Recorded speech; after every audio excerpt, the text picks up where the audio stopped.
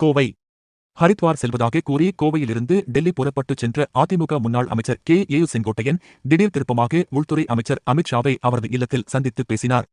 அதிமுகவில் இருந்து பிரிந்து சென்றவர்களை இணைக்கும் முயற்சியை 10 நாட்களில் தொடங்க வேண்டும் என எடப்பாடி பழனிசாமிக்கு முன்னாள் அமைச்சர் கே.ஏ. செங்கோட்டையன் கேடு விதித்தார்.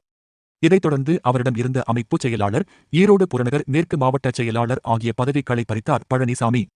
இதைத் தொடர்ந்து முன்னாள் அமைச்சர் செங்கோட்டையனை ஈரோடு மாவட்டம் கோபியில் உள்ள அவரது இல்லத்தில் ஆதரவாளர்கள் தொடர்ந்து சந்தித்து ஆதரவு தெரிவித்தனர். இந்நிலையில் செங்கோட்டையன் கோபியில் இருந்து புறப்பட்டு நேற்று காலை கோவை வந்தார். பின்னர் கோவை வீளமேட்டில் உள்ள சர்வதேச விமான நிலையத்தில் இருந்து டெல்லி புறப்பட்டு சென்றார். முன்னதாக அவர் கோவையில் செய்தியாளர்களிடம் கூறுகையில், நான் ஹரித்வாரில் உள்ள கோயிலுக்குச் செல்கிறேன். பாஜக தலைவர்கள் யாரையும் சந்திக்க புதுடில்லி செல்லவில்லை. 9ஆம் தேதி செய்தியாளர் சந்திப்பு எதுவும் இல்லை. நீங்கள் கலங்க வேண்டாம், நியாயமான கோரிக்கையைத்தான் வைத்துள்ளீர்கள் என தொண்டர்கள் என்னிடம் சொல்கிறார்கள். எனவே கோயிலுக்குச் சென்று விட்டு வந்தால் மனம் கொஞ்சம் ரிலாக்ஸ் ஆக இருக்கும்.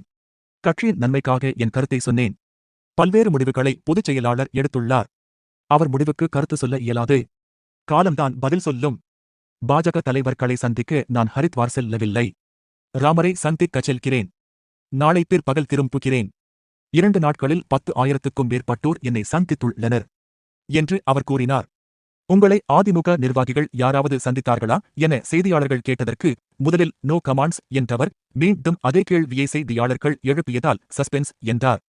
மேலும் பழனிசாமி தரப்பில் இருந்து யாராவது பேசினார்களா என செய்தியாளர்கள் கேட்டதற்கும் நோ கமெண்ட்ஸ் என கூறிவிட்டு செங்கோட்டையன் புறப்பட்டுச் சென்றார்.